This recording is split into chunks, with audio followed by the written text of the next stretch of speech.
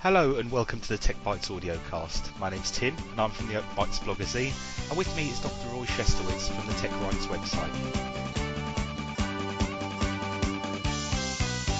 It's Friday night and I'm gonna get sauce. I fought the troll and the troll lost.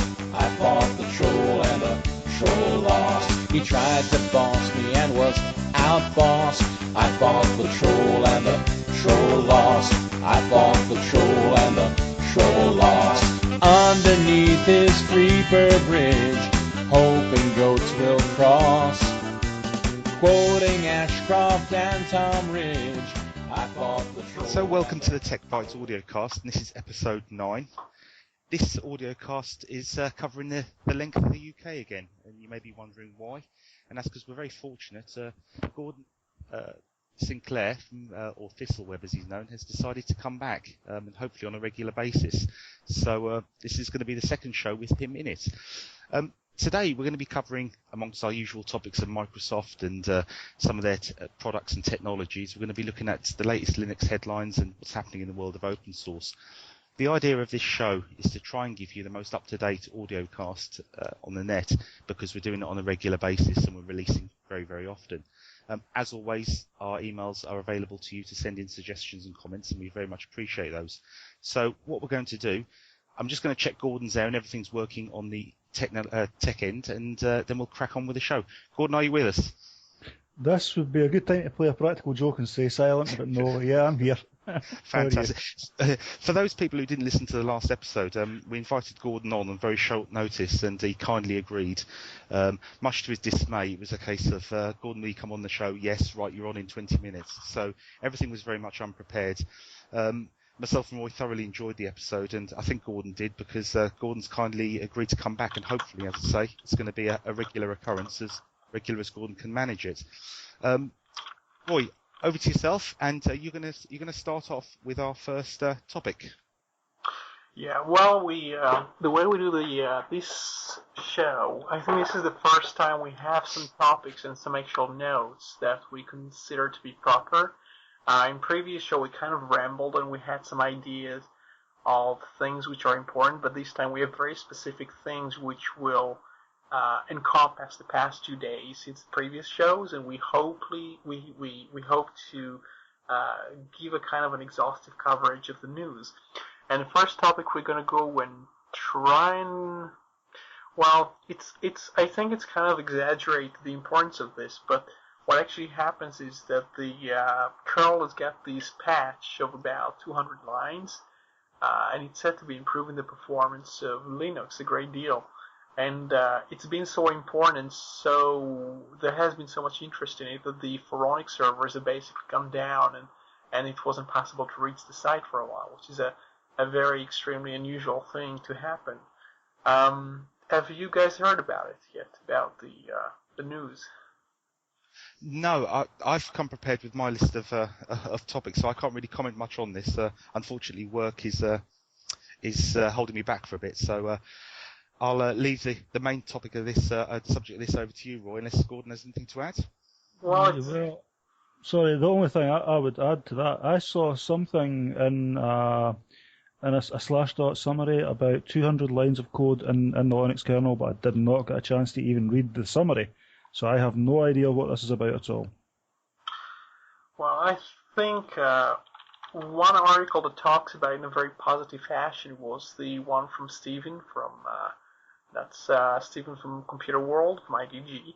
He talks about how it's supposed to be improving the performance of the desktop to the point where the next time you upgrade your system, you could be dealing with kind of like a new desktop system, or to have like a new computer in your hand just because of this patch. Now, I don't know how true this is, and I don't think we have any detailed benchmarks just yet.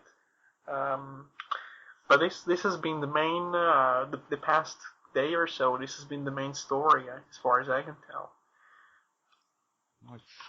Well, if obviously we'll have links to that, and people will find those links on the show notes. One topic, if there's nothing else you want to add to that, Roy, because like I say, I apologise, but work commitments have had me offline for most of today and most of yesterday as well.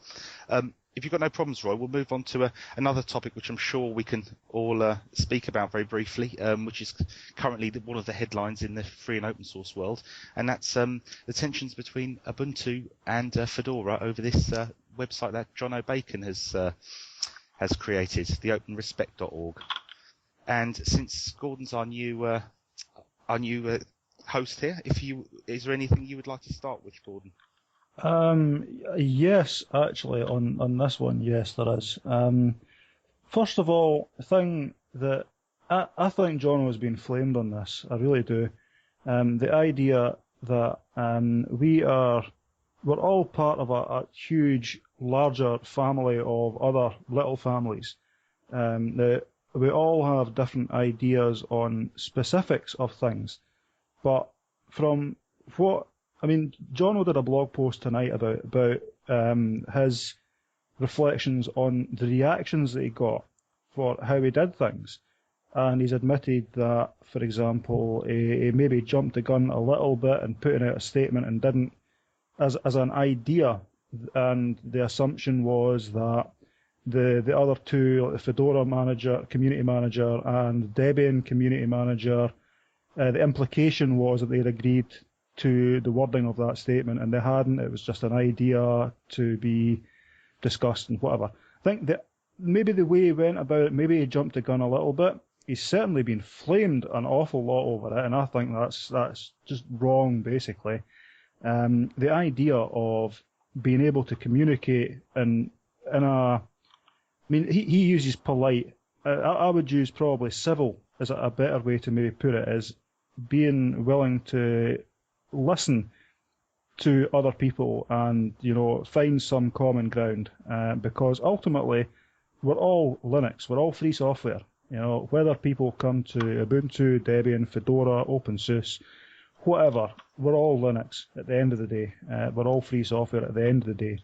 So, yeah, he's been flamed over it, and I think it's a bit harsh.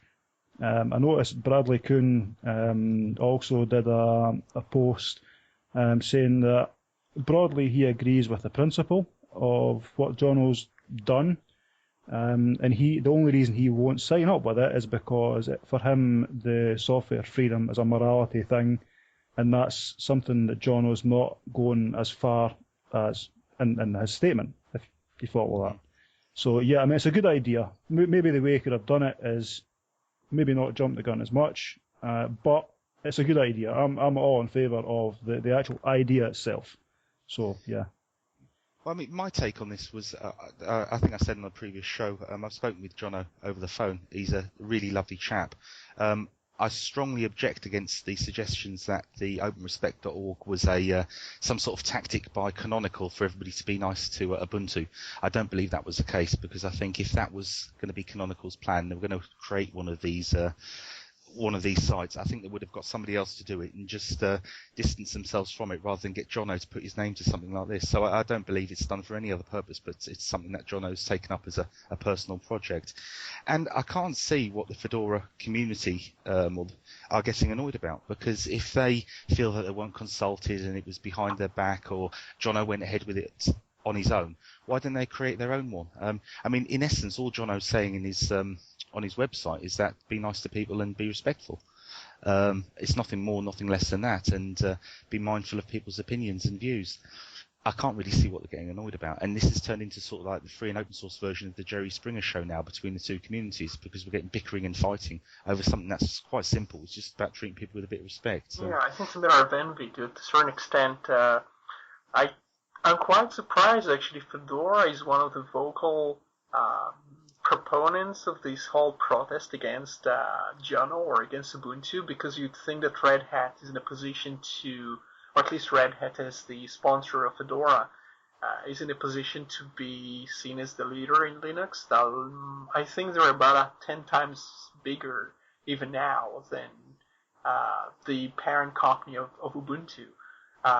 And it kind of looks bad when they complain about the monoculture on the desktop by Ubuntu, or let's say they have about 60%. I'm not sure about the numbers now. But Reddit on the server side, they have a huge number of deployments, even with the CentOS, which is just a clone of Red Hat. They can be they can be seen as kind of hypocrites as well. They claim Jonah to be a hypocrite, but I kind of think that the Fedora people, who may find to be some of the people who are encouraging the flames against Ubuntu